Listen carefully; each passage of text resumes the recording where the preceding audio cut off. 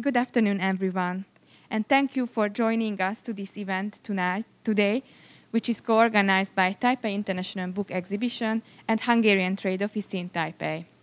My name is Lili Siklós, Deputy Representative of the Hungarian Trade Office in Taipei, and I'm going to be your host today. As you already know, today's event is going to be broadcasted live on the Taipei International Book Exhibition's Facebook and YouTube channels. I would like to encourage you that during the event, if you have any questions you would like to ask, you should write your questions in the comment section and we will forward it to the Hungarian author. First, let us welcome Mr. Daniel Lorincz, representative of the Hungarian Trade Office, to present his opening remarks. Good afternoon, everyone in Taiwan. Good morning, everyone in Hungary and all around the world. Thank you very much for joining us today. First of all, of course, I would like to express my sincere thanks and appreciation for the organizers of the Taipei International Book Exhibition for providing us the opportunity to be present today. It's a cooperation with the European Economic and Trade Office in Taipei and our mission in Taipei, the Hungarian Trade Office. We are very honored to be able to give you some insights on Hungarian culture and literature. We have a very special guest here tonight, online with us, and what I would like to emphasize is that it's, of course, my personal belief, but Hungary has a huge and rich cultural life, great literature, excellent writers, poets, and it would be our honor and some of our national pride to be able to introduce some pieces of Hungarian culture and literature to everyone all around the world. I would like to take this opportunity to give you some insights of the books of one very famous contemporary author, Mr. Szántó de Gábor, and I thank you very much for the opportunity once again, and I'm giving back the floor to Lili and the author. Thank you very much, and please enjoy tonight's program. And also, I would like to encourage you that if you have any questions about the ongoing program, please feel free to write your questions, reactions in the comments. It will be only because of this that we will be looking on our phones, so that we will be able to answer as much of these questions as possible. Thank you very much. Thank you, Lili. Thank you, Mr. Szántó. Thank you, Mr. Lorincz, for your opening remarks. And now, please watch the introduction video prepared by Hungarian author Mr. Szántó de Gábor. Hello, Taipei. I'm Gábor Szántó from Budapest. I was asked to talk about my books. One of my first novel was Eastern Station Last Stop, Keleti pályaudvar végállomás in its original language. It's about 3 Jewish families in the type of the communist dictatorship in 1949 in Budapest, how they tried to survive the communist time, the dictatorship. It was a huge novel, and I didn't realize the main perspective. It wasn't a conscious knowledge that I later used in my writings, that minority perspective that later came back in my works. It was in the next novel after Eastern Station Last Stop, Kafka's Cats, when I realized this kind of conscious perspective, that I use this minority view, minority perspective in all of my work, or almost all of my work. The Kafka's Cats is an investigative novel. It's a fictional afterlife of Kafka, how could he survive his own death 1924, as somebody, an old Hasid, came to a Budapest professor and talked about that he met Kafka in Auschwitz in the extermination camp. So the Budapest professor, literary professor, starts an investigation on this absolutely absurd hypothesis whether Kafka could have survived his own death, that the literary history knows and everybody handle as a fact that Kafka died in 1924. So it became an investigative novel on the heritage of Kafka that was under trial in Israel in the last couple of years. And partly it's an investigative novel on the lost Jewish identity in Europe. And the literary professor goes all over Europe, where Kafka has different kind of roots. In Vienna, in Oxford, where his part of his manuscript are in the Bodleian Library. He goes to Berlin, and after he goes to Tel Aviv, where the trial took place. And he not just tried to find the manuscripts and not just try to recover what happened with the Kafka manuscripts, but he tries to find his very own life, very own identity, and the love of his life. After this Kafka sketch, this novel, I published a short story book, 1945 and Other Stories, that also use the perspective of minorities. In this book, I use different kinds of minority perspective: survivor Jews after the Holocaust, Hungarian aristocrats who pushed from his very own house and transferred to a Hungarian village in the time of after the Second World War, into the Swabish peasant family who has to be taken to a German place, as it was a Central European tragic period after the also tragic period of the Second World War and the Holocaust, when the population exchange took place in all over Central Europe. In this book, different kind of minorities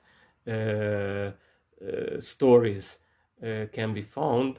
The minority perspective can be a child perspective in front of his mother, a mental handicapped child in front of his mother, or a student who is used by his teacher for a bizarre sexual play, or other kind of minorities. This was a conscious knowledge in my Kafka sketch, in the novel, and in this short story book, when I used the minority perspective as a very conscious tool. And I realized that the biggest minority in the world, the children.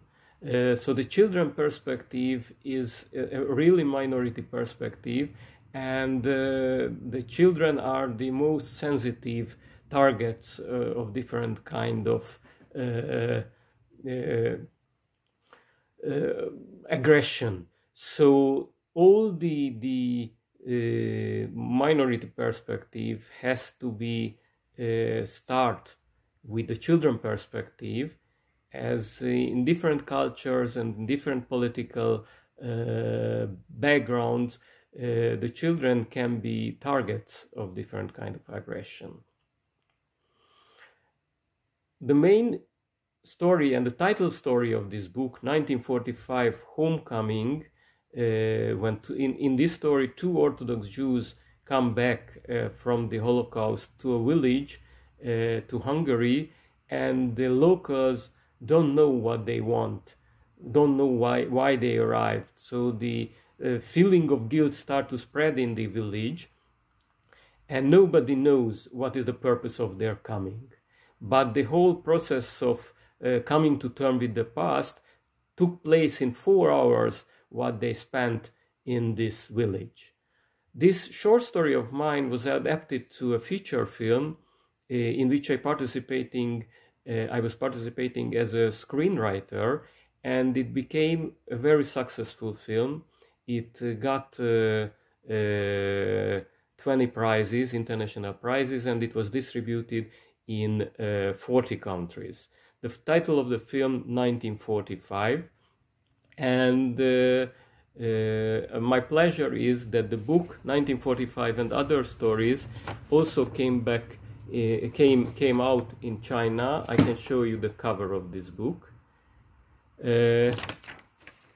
And I hope this book or other book of mine can arrive to Taipei.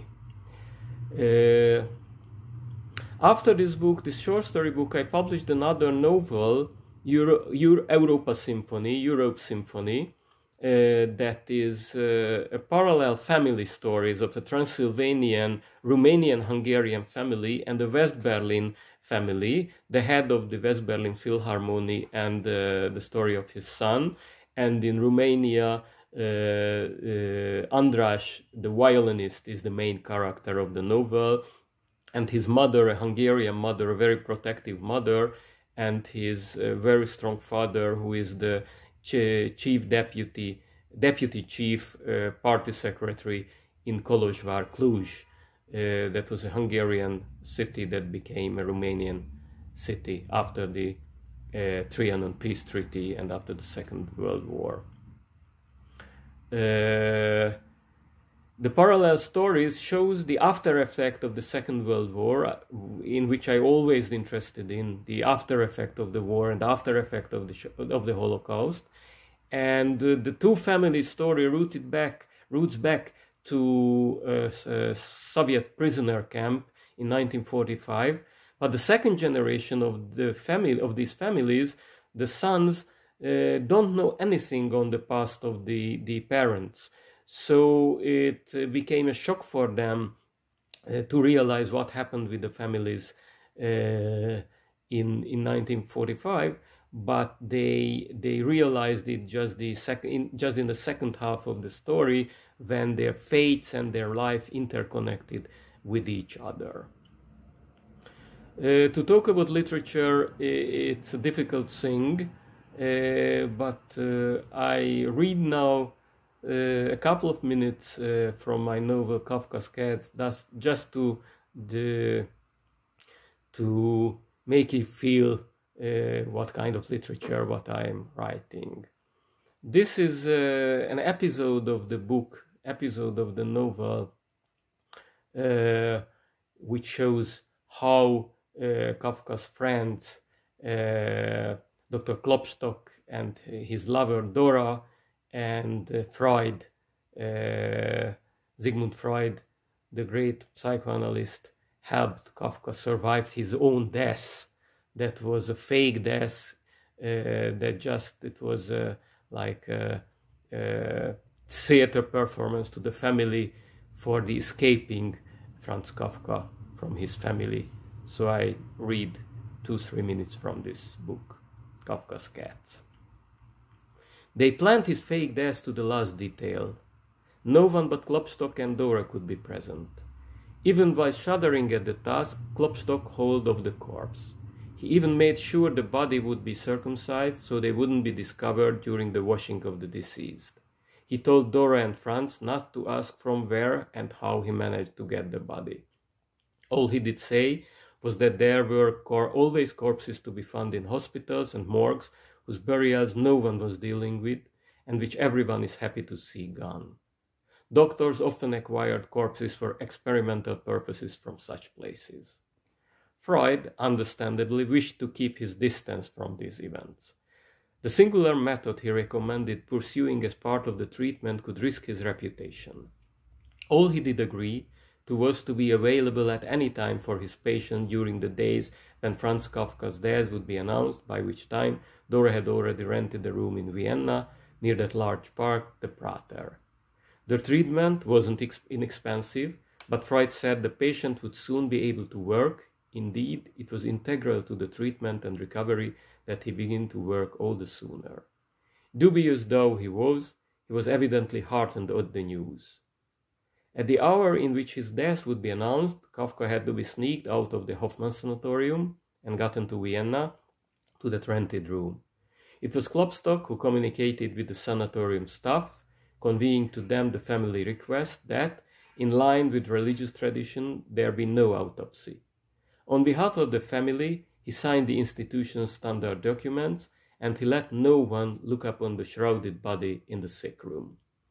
At the bidding of Hermann Kafka, who had meanwhile been notified and who telegrammed in reply, arrangements were made to transport the body to Prague.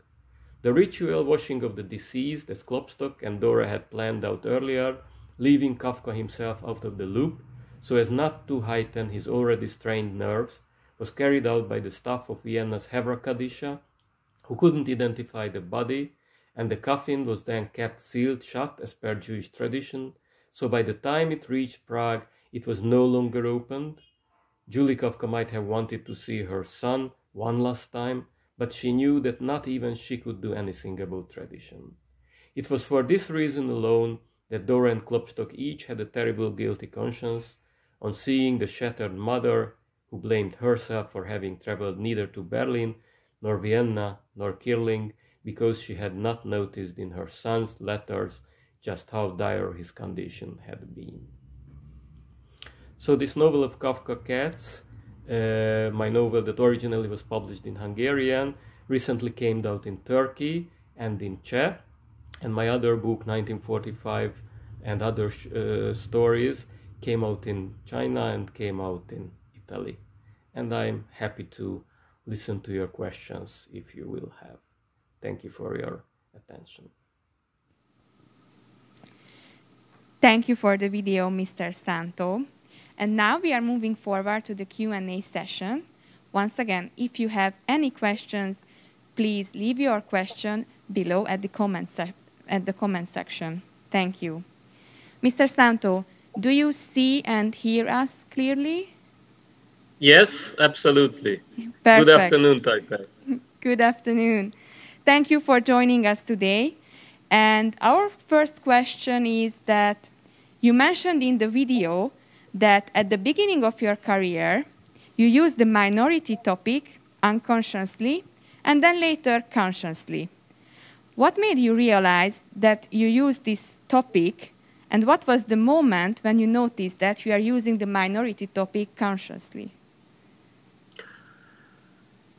I used the minority topic as a natural material for my writing. I always felt that these post-Holocaust Jewish stories are missing from the Hungarian literature because of fear, because of the trauma, because of the trauma of the whole society, because of a misunderstood empathy that was a behavior. We don't touch this topic because it's too sensitive to talk about. And it was true to both sides of the society, the survivors, the descendants of the survivors, and also the majority society who didn't want to touch or hurt these feelings. But I was, as a young writer, you know, who want to break in the door, I felt it's a very important topic. I didn't understand how could nobody talk about. And I started to write about the post-Holocaust stories, feelings of the survivors, the descendants of the survivors, and how this whole complex is in the public life. And later I realized my interest in these minority problems, not just the Holocaust survivors and descendants, but different kinds of minorities, different kinds of social problems between majority and minority. And not just in social context, but the situation of the minority. For example, the biggest minority in the world, as I mentioned in the video, the children, their situation is an always minority situation in front of the adults, in front of the parents. So, or the situation of the women or situation of other social minorities. So I started to use this focus, this material consciously, besides my very personal experiences and very personal background stories, my family stories, the post-Holocaust survivor stories, and the stories of the descendant. Thank you. It is very interesting. I would like to ask you that you just mentioned that the beginning of your career, you felt like the Hungarian society and like other writers, as you mentioned, didn't really want to focus on this minority topic or Jewish minority topic because it was a bit sensitive and they were hesitating to write about this specific topic. And what do you see nowadays? Is this changed? Are there like more writers who try to elaborate regarding this topic? As I see, the Holocaust became a more frequented topic in the Hungarian literature. But the post-Holocaust issues and the post-Holocaust story of Jews or people with Jewish background, whether they wanted to be Jewish or not wanted to be Jewish, it isn't. Some writers pick up these stories, but very few. And I, as someone who always interested in this field, I use this material not just in historical context, back to 1945, for example, to my book that shows the two survivors coming back to a village and the situation that shows the whole social situation, but to the 50s when some of the survivors became communist and became part of the communist regime and dictatorship, and sometimes they were very tough with other Jews who were in the middle class or who were religious or who were Zionist, and they wanted to emigrate to the new state of Israel. So it is a very complex story. It's the story of one of my novel, Keleti pályaudvar végállomás, Eastern Station, Last Stop. I show three family stories in the context of the communist dictatorship in different parts of the societies. So I wanted to show this very complex situation of the survivor Jews when they chose their very own paths in the society. And later I turned to contemporary feelings, contemporary situation in the society, and the second generation. As you know, and as the readers know, there are long-lasting impact of social traumas, and the Holocaust itself and the communist dictatorship also have a long-lasting impact on the younger generation who raised up in that time, and the historical traumas have a deep impact on the next generation, on the kids, even in that case when they personally didn't survive the events, but the parents survived the events, and as they raise their children, subconsciously they give them their very own feelings on the traumas, and it caused problems in the next generation. So this is in my other stories, newer stories, books and short stories, the second generation complex and the minority issues. In Kafka, as I mentioned in the video, in the Kafka's Cats, what is a fictional story of Kafka's afterlife, how friends of Kafka help him to escape from the family, escape from Prague, and having another life, a hidden life that helped them survive their very special illness, and they helped him psychotherapy, to Freud, which also helped him to survive their very own family traumas. This book, this novel, also have another storyline, a contemporary storyline, the investigation on the fictional afterlife of Kafka all over Europe and in Israel, where a huge trial took place for a decade on the manuscript heritage of Kafka. But behind this storyline, the main two characters, the narrator, the unnamed narrator, and his lover, Rachel, they also have their very special post-Holocaust trauma, second and third generation trauma, lost European identity, lost Jewish identity, and they try to figure out who they are, where to belong, and that 100-year-old problem, Kafka's minority problem and Kafka's identity problem, still relevant, still a vivid dilemma in Europe now. So this whole book is searching for identity, searching for Jewish identity, searching Hungarian identity, searching European identity. And of course, behind these particular problems, there is a general, universal human identity question, who we are, where to belong, what is an important question in this contemporary life of us. This book of mine was translated into Czech, and I have the opportunity to show the book. I got it now. This is the Czech edition, and it has also a Turkish edition. They use the cats always on the cover because somehow it's interesting for the readers. Somehow it's a visual effect. It will have now a Romanian edition of this book, and there are other translations ongoing. And it also shows that these questions are somehow relevant several parts of the world in very different cultural contexts.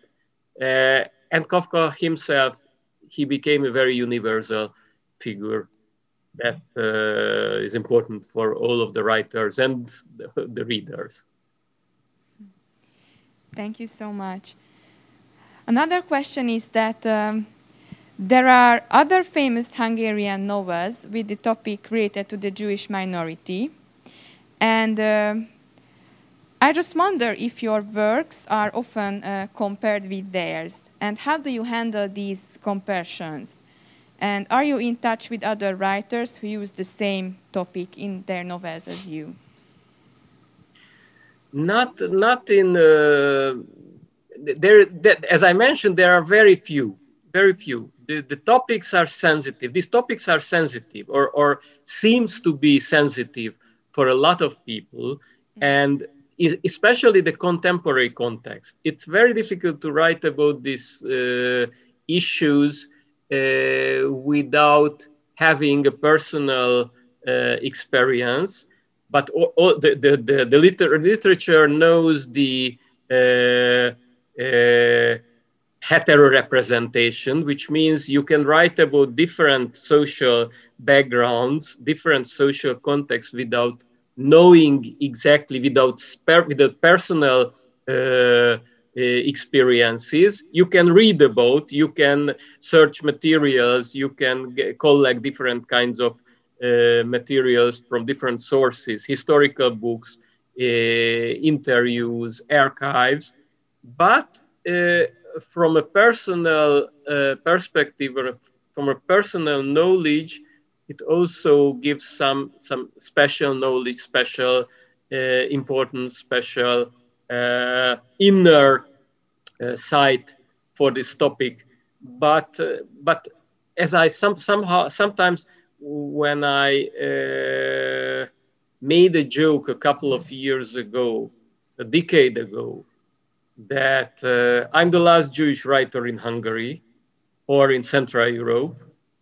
It was a bitter joke, but it became bitter and bitter because in the process of assimilation, Jews lost their perspective as Jews. They lost their identity, they lost their view on the society and on themselves as Jews because of different reasons, because of it was comfortable, it was because of fear. They didn't want to be different. And it also meant that from the Hungarian literature, this perspective somehow disappeared. And is still disappearing. Some writer, some younger writer tries to pick up some topics from this experience, but mostly from historical context, mostly from the Holocaust. Because this is the big event of the 20th century. This is a big universal event also. But the contemporary context and the post-Holocaust context and the communist dictatorship, it's a quite sensitive topic, still a hot potato, and people generally or frequently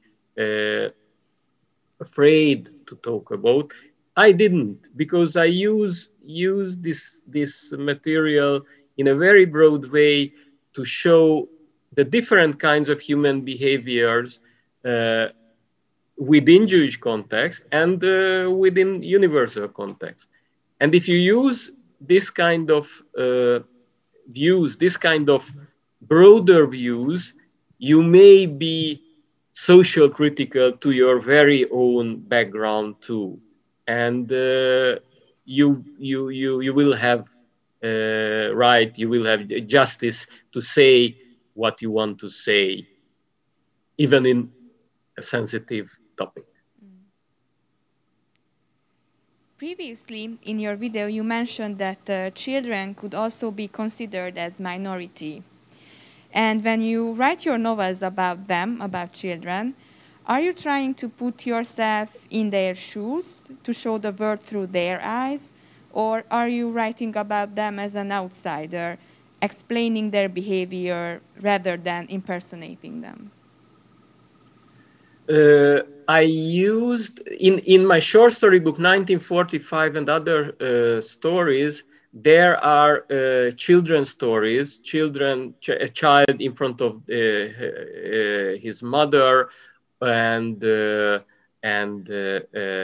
young adult or a kid from secondary school in front of his teacher.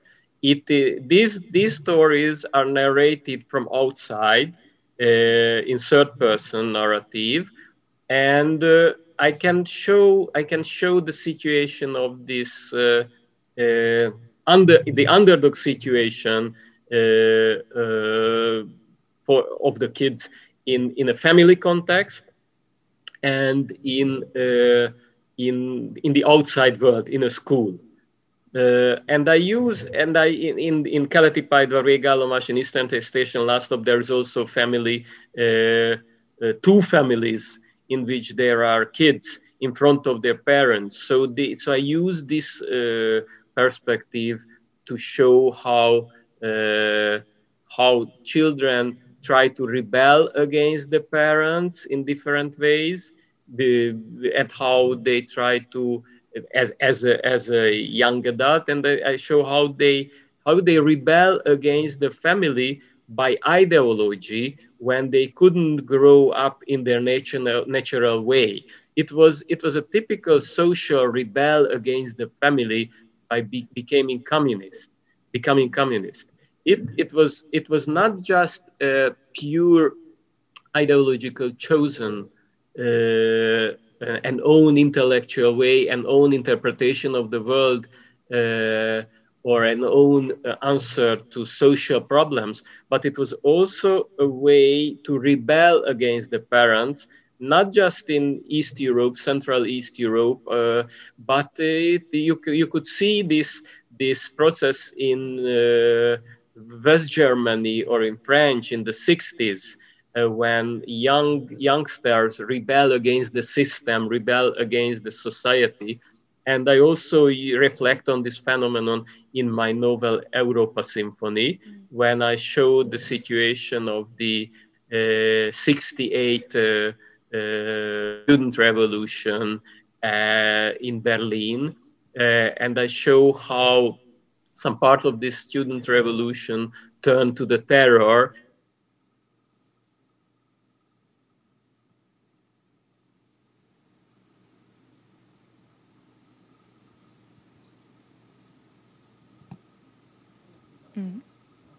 Okay, thank you for your answer. And now I would like to thank you so much, Mr. Szántó. And I would like to ask I don't Mr. hear you Lorincz if you have any additional questions. Well, thank you very much, and thanks again for the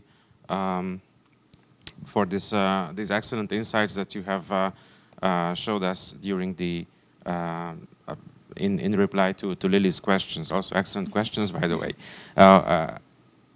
It may appear that we have lost Mr. Szántó for a minute, so I'm here.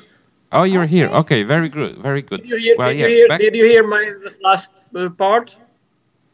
We did. Yes. I'm very happy that you're still here with us, because it so happens that while Lili is checking the potentially incoming comments and questions on Facebook, I'm doing so on YouTube. And there are two inputs here. One, if I recognize the character properly, it's a comment from one of our spectators called Tian, and the comment is that quote, "It seems that the movie 1945 wasn't released in Taiwan. Shame. I would really love to watch it." Unquote. So, well, this is not really a question, but it's a very useful input, I guess. And I just briefly would like to mention that one of the duties of our office, the Hungarian Trade Office here in Taipei, is to promote not just trade but also cultural ties. So let's discuss this later on. But if there is anything that we can do to assist in the launch or the promotion of the movie or any of the books that you mentioned, then we are really at the disposal of any interested parties. So please do feel free to contact the Hungarian Trade Office in that regard. And there is another question from Mr. Martin Sang. Thank you for taking the time to share your question with us. It goes like, thank you, Mr. Szántó. What are some of the reasons why the minority issue is more controversial and talked about less in Hungarian literature than that in some of the other European countries? Could you give an explanation on that or your insights, please? Yes. The minority issue is a quite frequented topic in the Hungarian literature, but because of the Hungarian history, it has a very concrete context in most of the cases, because Hungary lost 2/3 of its territories and almost half of the population in the parish after the Paris Peace Treaty, after the First World War. And a lot of Hungarian-speaking people became citizens of successor state all around Hungary. So it was a huge national trauma, and the Hungarian literature reflected on this phenomenon, and a lot of writers wrote about this topic in their books, in any kind of form, novel, poems, drama. So it became a topic, but it was a very concrete minority problem, a very concrete national problem, very concrete political problem, and sometimes it shadowed all other problems. And the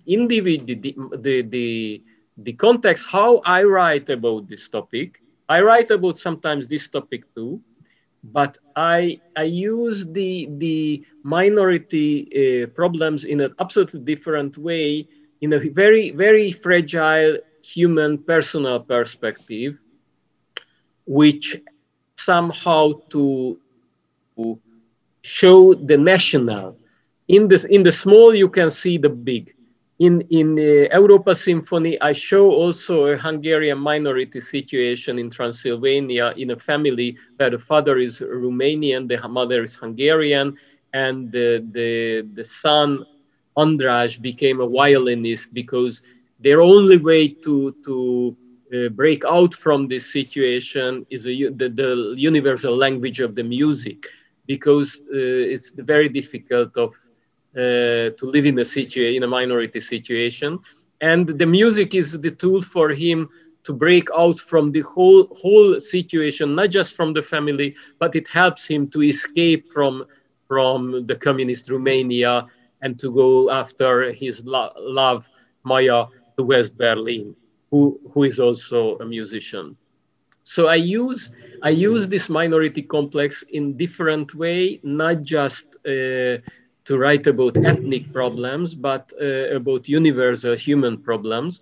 And I think this kind of multi-focused perspective, using the minority perspective, it is somehow unique. People are mostly involved and interested in national problems or fragile individual human problems, but I try to